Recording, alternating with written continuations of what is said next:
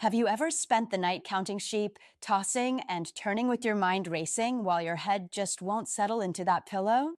Yeah, we've all been there. Well, I believe you'll love to meet the wind down benefits of the Sour Suver Haze strain. This isn't your typical hemp strain. Breeders created this sativa dominant by crossing sour diesel with Suver Haze, and the result is something special: a beautiful citrus aroma with earthy undertones, high CBD content, and almost no THC. So you get all the therapeutic benefits without any intoxication. Here's what makes it work so well for sleep and relaxation. It's packed with myrcene, which naturally promotes muscle relaxation and supports healthy sleep cycles. Then you've got caryophyllene for reducing inflammation and calming anxiety, plus this unique terpene called farnesene that's perfect for nighttime wind down.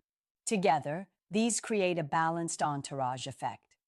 People use it for deep, restful sleep, stress relief, and gentle pain management without the feeling of waking up groggy. You'll find it in tinctures, gummies, or topicals. Just start with the recommended dose and talk to your healthcare provider if you have questions.